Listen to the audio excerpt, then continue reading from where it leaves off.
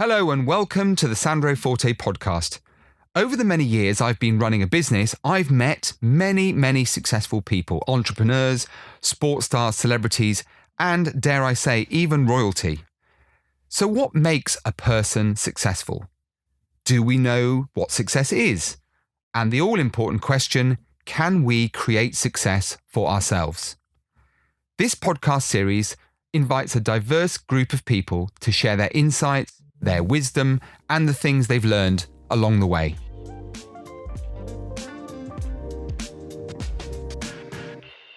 Amalia Brightley-Gillott is MD at Family Business Place, a business that helps support family businesses grow and develop and overcome the inevitable challenges that come with working with nearest and dearest. I know that only too well. Amalia knows firsthand about these challenges, but also about the hugely rewarding aspect of family business, as her colleagues are also her mum, her dad, her sister, and her brother-in-law. Heaven forbid, goodness. They live and breathe family business themselves, which puts them in the perfect position to empathise with all the clients they help support. Now, this is the first time, Amalia, I think I'm right in saying, that we have had a mother-daughter, in fact, any relations on the Sandro Forte podcast. So you are a first, I'm pleased to say. Welcome to the Sandro Forte podcast. Thank you very much for having me, Sandro. Now, you're a very young, very attractive lady, very talented, clearly. So I'm already in awe of you, Amalia. But let's start with finding out a little bit more about who you are, the kind of background to your life, and why on earth you would want to go into business with your family. That is a very good question. It's a very kind introduction for you to say that I'm talented and beautiful and young. I'm 33, so I don't consider myself young these days. Which of those statements was not correct? I don't know, is 33 young these days? I'm not sure. When you're nearly 52, 33 is positively juvenile. Okay, so I have grown up in a very big family. So I'm the eldest of 4 siblings. Obviously my mum and my dad. And then I went to university and I was under some illusion that I was going to make it big in the fashion world. And I did fashion PR at university. And it was fine, but it was up in Preston, not the fashion hub of Europe, I'd say. But I had a great time, made some great friends. And then when I left university, I was looking for a job, and my mum ran her own design agency and she was looking for a PA. So I thought, I'll go and, join there while I'm looking for a real job. So I was working in London and I loved it. But I also at university, I'd done some work experience for Vivienne Westwood in the PR department. I'd worked for Miss 60. And although I had a great time, I realised that I was not cutthroat enough. I am not the devil wears Prada. I just didn't have it in me to be in the fashion industry. And quite frankly, the marketing aspect of what I did was what I really enjoyed the most. So anyway, so after university, I joined my mum's design agency as her PA and really loved it. And, it was a side of my mum that I'd never ever seen before. So all I ever saw when I was growing up was my mum home at the weekend, being bad cop, being the one who told me to tidy my room and do my chores and sort my homework out. Because I never saw her during the week because she was building this design agency and she built it up to £1 million turnover, employed 15 people, but we never saw her. So when I went to work with her in the agency, I saw this whole new side of her, and it gave me this appreciation of why she was like she was, why she did what she did, and also the shit that she went through to build her own business and the pressure and the responsibility. And I never had any appreciation for that before, just as her daughter. And then a couple of years into running a design agency, we were invited to a conference and it was about family businesses, and we went along and I was a speaker on the panel. And we were really just enamored by these stories of families working together to build something, which was this whole new concept. When you work in London and it's all about corporate and the city and everyone's on their own agenda, their own ladder to the top. But here you had all these entrepreneurial families who were building something, not even for them now, but something for their children and their children's children. And it was just a whole new concept. And my mum and I just fell in love with it. And a few years down the line, Family Business Place was born because we thought, wouldn't it be amazing if we could bring this community of people together? We had a partner in those days, but then my mum took it out on her own. I was working with her, and we built this little team. And now 12 years down the line, I've gone from working for my mum, waiting to find a real job, to suddenly being managing director of this little family business that we built. So I sort of feel, people talk about imposter syndrome, and I sort of had that in the early days, because I thought, I'm not even supposed to be here. I'm just the PA. I'm just sort of blagging my way through life. And then I realised that everyone's blagging their way through life. And the more of these families I met, they didn't know how to do things the right way or the proper way, or how the business textbook said.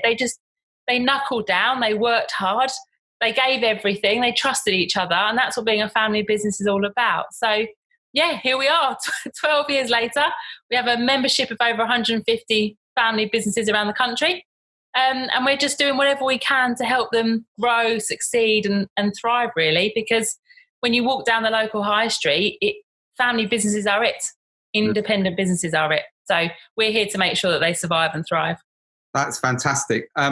I was chuckling to myself when you said about this illusion, I'm paraphrasing slightly, but this illusion about going to the fashion world. I can only presuppose there was a typo on your application form. It should have said Paris, but you ended up going to Preston, which I think is absolutely brilliant. I'm in a similar boat. I deluded myself that I was going to be a very successful actor. So I tore that one up after a very short space of time and ended up having to get a proper job.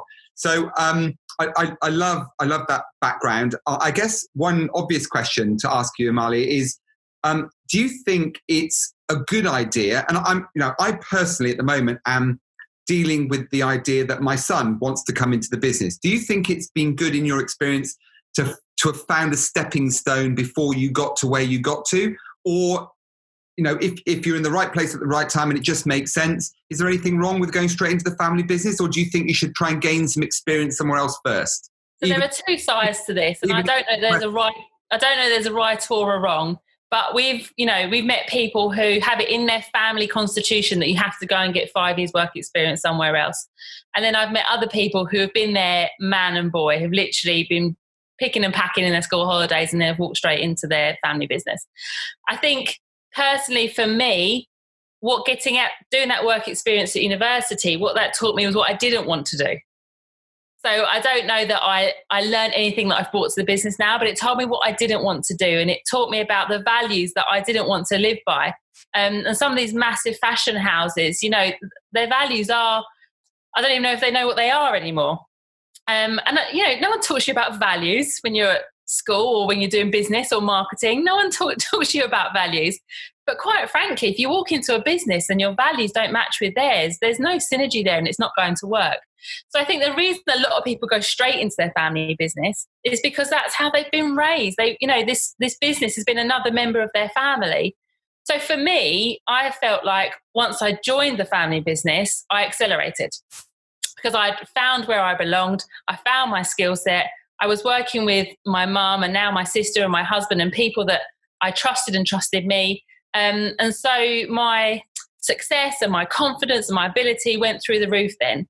I feel like a bit of a square peg in a round hole when I'm somewhere else.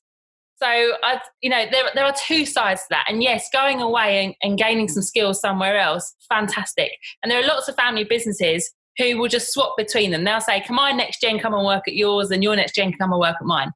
Because that's about learning the way of a family business. And I completely agree with that. And I think that's fantastic. For me, I joined the family business and then I learned along the way. Then I did my training. Then I did all my research and reading and I applied it to what I was living and breathing now. And that really, really worked for me. And I was, I'm a bit like my mum, really. I just like being in it and doing it and getting on with it and then figuring it out later. That stood us all in good stead, hasn't it? Let's be honest. So you've already explained, Amalia, very eloquently some of the benefits of being a family, shared values, shared vision, and that makes a great deal of sense. But you also earlier mentioned about the fact you work with 150 family businesses, and many of them, with great respect to every single one, they kind of don't know what to do. Make it up as they go along is an expression I've heard before. Typically, what are the mistakes that families are making? So we've looked at the benefits. What are some of the what are some of the pitfalls, the things to look out for, the common mistakes that are being made in your experience? So when you walk into a family business, some people say we keep the family and the business very separate. Fantastic. I don't believe that you can. So what a lot of people going into a family business or being in their families don't realise is that things that affect the family by osmosis affect the business without you even realising it. So if there is some underlying problem or some issues just bubbling away under the surface, even if you think you've put them in a box and you've shut them away, they are going to manifest in the business somehow, in the decisions that you make, in the people that you trust, and in the direction you take. So one of the biggest problems that any family business make is they don't communicate with each other. So it's okay to say, yes, we've got an issue between my brother and my sister, or between me and my parents, but let's talk about it and let's tackle it head on, rather than leaving it to be this huge elephant in the room when you're trying to make business decisions, but they're secretly or subliminally being influenced by what's happening as a family. Because quite frankly, and my mum will say this, you can always get another business, but you can't get another family. So, you need to figure those things out. You cannot just shut them away. And we actually once, met with a family, and we were brought along to help them. And she said, we're just worried that you're going to open a can of worms. And we said, well, you need to open that can of worms. You cannot just go blindly, head on into the future, because you're going to come a cropper at some point. You need to open that can of worms. And yes, it will be difficult, and there will be some really tough conversations, and there will be tears, and there will be anger, but you need to get it sorted now. So I think that is one of the biggest mistakes that family businesses make, is that they don't tackle head on the challenges. They don't communicate with each other. And I think if you are a very open, honest, transparent family, and you say, right, we're going to air all of our concerns, all of our grievances, and we might have a family assembly for that. We might have a particular vehicle for doing that, so it doesn't just flare up at a management meeting. But if we say we're going to do that, then they're the businesses that seem to be able to get through and get by. And then on the same thread, but another massive challenge is not talking about succession, whatever that looks like. So, I'm a dad. I started this business 40 years ago. I'm knackered now. My wife wants her husband back. I want to go and play golf. I want to do philanthropy, whatever it is. I don't know what to do next. I'm stuck. And they sort of bury their head in the sand. They're a little bit in denial. And I think succession needs to be talked about far more openly and honestly. And it might be that your kids don't want to take over the family business, or they're just not quite ready yet. And that's okay, because you can sell the business. Some of your employees might want to buy it. You might need an interim until your next generation are ready. But it's okay to talk about it. Really, there is no better time than now. So communication and succession planning are the two biggest challenges for any family business. And it all comes down to just being honest, being open, and tackling them head on. Yeah, very well said. I come from a large family. I'm the eldest of a gazillion children, which partly explains why the world is overpopulated. And we are half Italian. So needless to say, we all get very emotional about stuff. And obviously, my ancestry is very much family business. One thing I can tell you, this will not come as a surprise to you, Amalia, is that we have lots of disputes within the family. How do you resolve disputes within the environment you work, the clients that you represent and help? When you've got, mum in one corner and sister in another, and they've got, pistols at dawn. How do you try to resolve some of this conflicts? And the reason I'm asking the question is this is just not something that pertains only to family business. This is something for the many, many, many people listening who will have experienced some kind of confrontation, some really uncomfortable relationship, and they don't know how to deal with it. So typically, as a general comment, how do you help people to deal with disputes? Is there a magic formula? So if you take business out of it altogether, and like you say, in your family you have disputes, if you are just a family and you all work somewhat separately, if you have a dispute within your family, you can go away to your own houses, think about it, dwell on it, and then you might come back a week later and you might start talking about it, or you might take your dad to one side and say, right, come on, Dad, we need to figure this out.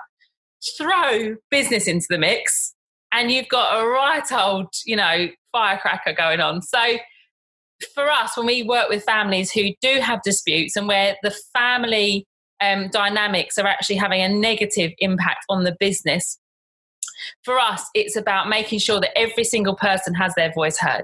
So whether you work in a family business or not, whether you work for someone else or you run your own business, I think it's really important to see it through someone else's eyes. So we sit down with them and we have individual, confidential conversations with them. So if you can imagine, I don't know, there's a mum and dad who are running a business. They've got 3 sons.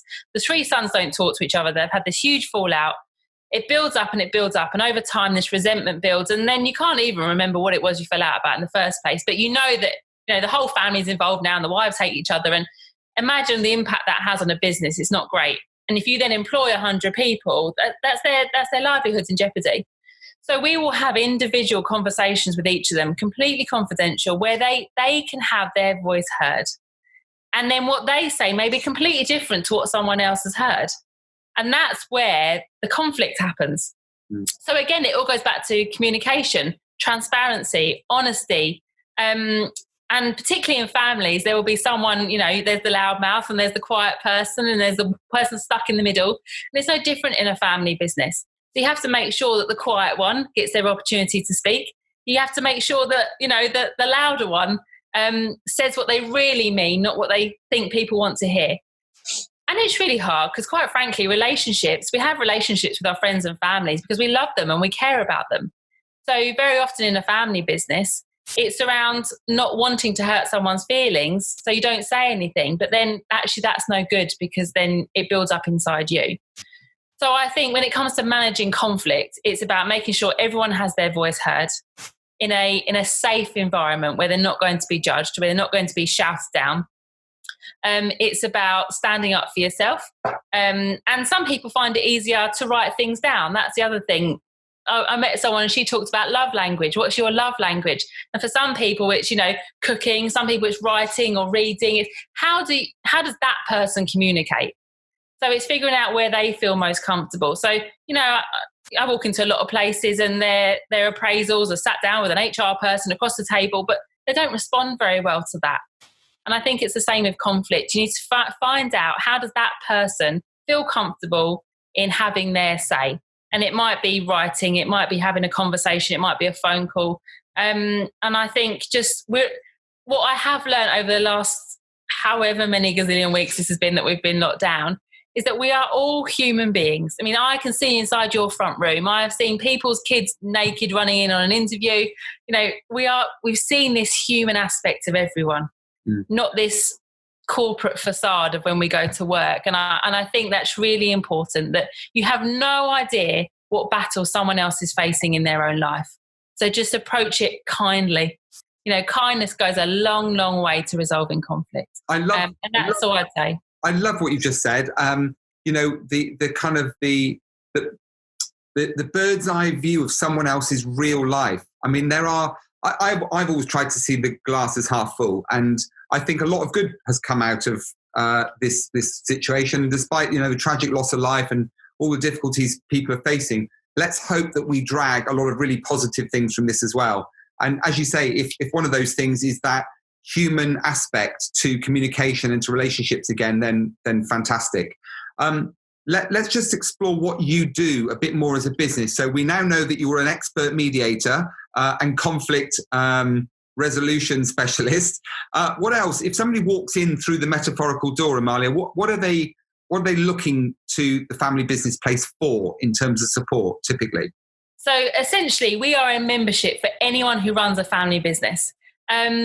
Specifically, our members are sort of my generation, the next generation, who have got their entire lives ahead of them, are excited, they're driven, they're sort of hungry for success for the business. So anyone who runs a family business, big or small. So we've got, hoteliers with 3,000 staff. We've got husband and wife startup. I've got a 26th generation butcher who is a member. I mean, it's extraordinary. These stories, I can't even tell you, they're incredible. But they come to us because, A, they want to feel part of something. They want to know that in this huge world of corporate business, there is a community out there of families who are running businesses together. And they like to be able to share with each other, how did you start talking to your dad about succession? How did you manage to resolve that problem with your brother? Whatever it is, you will only know it if you are part of a family business. You will only understand. So they come to us for the community aspect. They also come to us because we deliver loads of fantastic training online. So all of our members get access to a membership portal, and we've got interviews, we've got articles, we've got, some great videos, just of ideas of how other people have done it. It's a bit sort of like through the keyhole of someone else's family business, because you're right, we're all making it up as we go along. We're doing it the best way we know how, and it seems to be working, so we carry on that way. But what if I heard someone else who is maybe in my industry but is a huge now? How did they do it, and how did they accelerate that success? So that's what we do. We deliver fantastic content. I help members, we promote them, we share their news, their stories. We spoke to a family business yesterday, and they were really struggling with marketing, so we brainstormed some ideas with them. If there's a particular family aspect that they need help with, if they need planning for their succession or writing a family constitution, basically anything to do with being a family in business, we are here to come to. We're a friendly ear, the good, the bad, and the ugly. And I think the one thing all of our members have in common is that they want to leave this business they've got now in a much better way than when they inherited it, so that there's something to pass down to their children. And I think that's really exciting. And they're hungry, they're innovative, they want to take risks. And I've met some of the most extraordinary entrepreneurs, and they're just normal human beings wanting to do something for their family and wanting to create an impact. And I think that's really, really special. It's clear to me that you get all your joie de vivre and personality from your family. Clearly, there's some genetics there. But in terms of your own personal growth, Amalia, what have you learned on this amazing journey to helping so many others? Is there things that you've picked up along the way that now benefit you and have helped you grow as a person? Yeah, so I think being part of a family business can be quite insular. So yes, I went straight into my family business. I've learned from my mum. She's a mentor. And so there's 3 of us family members and then 3 non-family members, and that can become very insular. So for me, it was about having another mentor. So we have an investor, and I use him as a mentor. And then I have 2 others as well who are in completely different industries. And for me, that was really important. Getting out and networking. So I used to be absolutely terrified of that. No one ever talks to you about networking at school or at university, do they? You get a business textbook and the word networking is never mentioned, but it is the very core of how you grow a business. So I used to think, when we went to a birthday party, why does my mum insist on talking to every single person here, And I get it now. Because if you can understand them and their lives, and they can understand you, that they become part of your wider network. So I'd say mentorship, networking in all of its forms. I've also learned to give myself a break. So I took over as managing director 2 years ago now. And I came straight back from maternity leave from having my son. I'd had a year off with horrific postnatal depression, and I was trying to do everything. I was just like, I need to be the best at running this business. I need to be the best mum. I need to figure everything out. And it all came crashing down because I'm only one person and I'm only human. And yes, I am a woman. Wish we can multitask apparently, but there's only so much one person can take. So you have to give yourself a break, and you have to be able to give yourself headspace and find some mental strength to tackle each of those things. And I met a guy the other day, and he said, it's so hard for men to say that they're vulnerable and that they're having problems, they're having issues. And I think it goes the same for women. We're so determined to be superwoman, and it will break you eventually. So I think the biggest thing I've learned is that mental strength takes practice, and you have to proactively do stuff. So I now take an hour out on my own to go and walk the dog, and I take some time for myself, and I exercise, and I look after myself. And it's okay to go and say, I'm going to go and have my nails done on a Saturday morning and not feel guilty because I'm not there 24/7 for my son.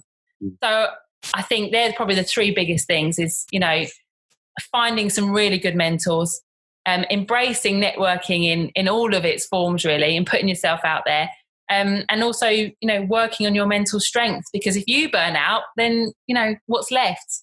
So I think they're probably the three most important things. I'm particularly glad to be speaking to you today, Amalia, because you are a young lady. And the reason why that's important is that demographically, a lot of listeners to this podcast are young people. And oftentimes, whilst we've had some amazing guests, many of them are maybe older, more experienced, perhaps in life or business. And I say that with no disrespect to you. And therefore, it's harder for a younger person to connect with an older person. Today, what we've got is somebody who's very successful with loads and loads of experience, all packed into a very short space of time. What advice would you give to, I think there's two parts to this question, really. One is, you mentioned postnatal depression. Let's just take that as one of life's many challenges, situations where you find yourself in a bit of a hole. Number one, how do you deal with those challenges when they come along as a young person?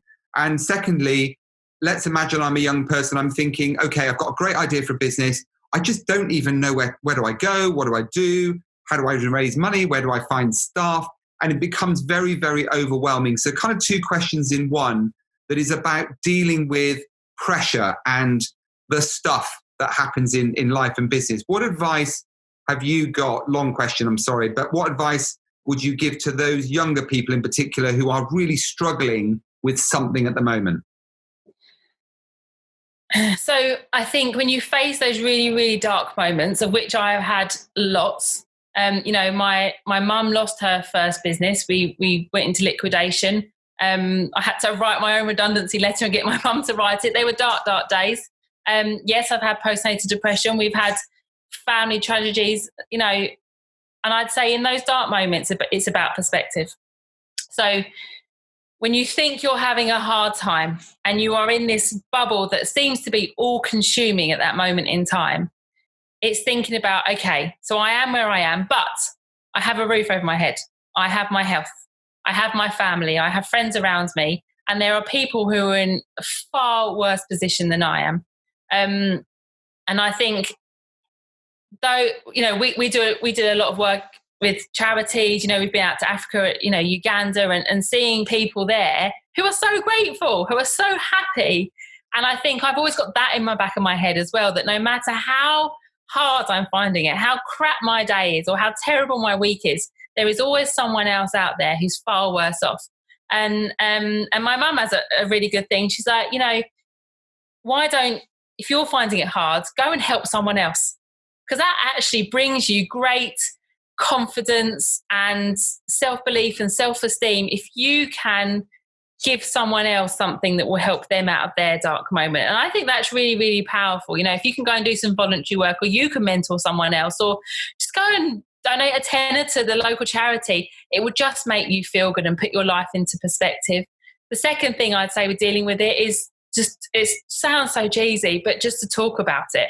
So when I was going through what I didn't know at the time was postnatal depression, I just didn't talk to anyone. I just kept it, wrapped up inside me. And my ball of energy that I should be using proactively became this ball of energy that was just sinking in the bottom of my stomach. And I didn't tell anyone, I didn't say anything, because I just thought it was all part and parcel of having a baby. It was my first baby and I didn't know any better. But then as I got to the point and I said to my husband, Nick, I just broke down. I said, I know this isn't normal. I know this isn't right. And the minute I said those words, it was like this thing had been lifted off my shoulders. So then we carried on talk about it. And then I told my mum, and then I told my sister, and then I told my friends, and the amount of people that said, oh my goodness, I'm so glad you said that. I went through exactly the same thing. And now, I don't shy away from it. And I wish when I'd been going through it, I'd heard someone else say, I had this is how crappy I felt. And I wish I'd heard someone say that, but I never did, because people don't talk about it. So I'm really happy to talk to any woman or man who's been through postnatal depression, and no two people are the same. And I think the more you can talk about it, it's cathartic for you, but it would also help someone else. And the other thing, go and do some exercise. Go and have a walk. Go and walk around the park, or around your house if you're locked down.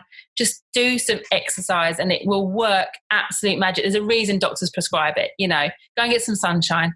So they're probably the three things I'd say for any young person who's trying to dig themselves out of a really dark moment.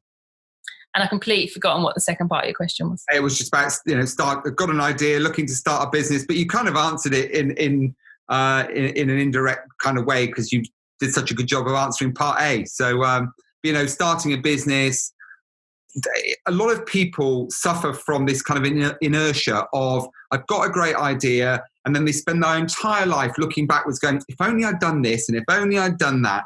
How do people get out the starting block? Is that, again, about seeking that mentorship, looking for perspective, taking some form of positive action? I don't want to put words in your mouth, but it sounds to me as if it's all those things and a few things besides. Yeah, so I have a phrase that everyone laughs at me for saying, but I truly believe in it, is you don't have to get it right, you just have to get it going. Mm-hmm. So otherwise it will just be that idea on a piece of paper that you're right, you look back on in 10 years' time and think, I wish I'd done that. So don't wait for something to be perfect. Don't wait till you've got a website. Don't wait until you've got, a team of people. Just go out and do it. Do some market research. Go and talk to friends and family about loaning you a couple of £100 each or whatever it might be. You don't have to get it right.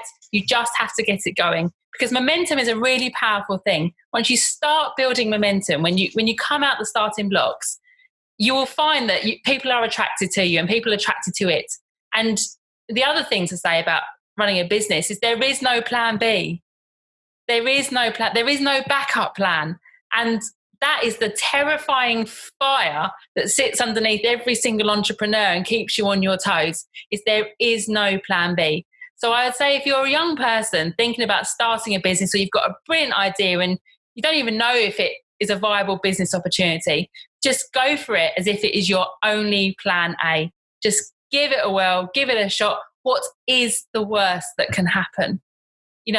Nobody died. Just give it a go. You don't have to get it right. You just have to get something going. And become a member of the Family Business Place. Become a member of Family Business Place, because there's loads more of this great stuff. And note to self, never ask a guest on the Sandro Forte podcast 2 questions in one, because they always get the second one. It's about the 4th time I've done it. It's a mistake. I need to remind myself. Time is unfortunately against us. I could go on talking all day. It's very important that we know exactly where to find you, because I'm sure lots of people will want to reach out, Amalia. So how do we find out about you on social media or the Family Business Place on websites? Because a lot of people out there can't be bothered to go searching. So just make it nice and easy and serve it on a silver platter, if you would. So familybusinessplace.com. And I'm on LinkedIn. That's probably the easiest place. Okay. And for those that are struggling with your name already, it's Amalia Brightley-Gillott. Okay. And you'll find me on LinkedIn as a fierce champion for family businesses. Fantastic. Okay. Final question. And look, you've given us so many great insights. It's difficult now to really focus on perhaps one thing, but the one question that we ask all our guests, Amalia, is if you imagine now you're having a conversation with your son in a few years' time, and he says, "Mum, I've sat from a distance and I've admired everything you've done. You've been a champion for business. You've mentored people. You all seem to have the answer to everything, and you're a guiding light and all of the great things that a mum and businesswoman should be. But if you could just drill it all down for me and just give me 1 or 2 simple pointers, if I could have a mantra to live by above all other things, what would it be?" What do you want to be remembered for in life? So there's often a pressure to come into a family business, but actually if it's not right for you and it doesn't make you happy, then that's no good. So what I would say to my son, what do you want to be remembered for in life? And where are you at your happiest? Because figure that out, and then you can figure out what you want to do in your life. Don't try and do it the other way around. Don't try and figure out what you want to do in life and then if it's going to make you happy. Find out what makes you happy, where you are at your absolute happiest, and then figure out how you're going to turn that into your career, your purpose, whatever it might be. Gosh, I wish we could speak to you every week. It'd be fantastic. Thank you. Amalia Brightley-Gillott, thank you so much for joining us today. Really so insightful and beautifully articulated, really clear, really concise, and so many takeaways for us all. So thank you very, very much indeed. Thank you, Sandro. Thank you for joining us again on the Sandro Forte podcast. I don't know where we keep getting these amazing people from. Wasn't Amalia absolutely terrific? Remember, each week we have a new guest joining us to share their own insights into achieving success or indeed overcoming life's challenges, just like Amalia. So please make sure You subscribe, follow us on social media, Sandro's podcast. Don't forget the S, blah, blah, blah. You've heard it all before. Same on all channels. If you want to email us with a question, it's hello@sandrospodcast.com or contact Amalia directly. And please remember 2 other things to connect with me, Sandro Forte. It's the real Sandro on Instagram. You know why. Somebody stole my name. And please leave a review on iTunes. If you do, you'll automatically be entered into a draw to win one of the prizes donated by one of the guests, not all of them, but one of the guests on the Sandro Forte podcast. Until this time next week, have a good one. Bye for now.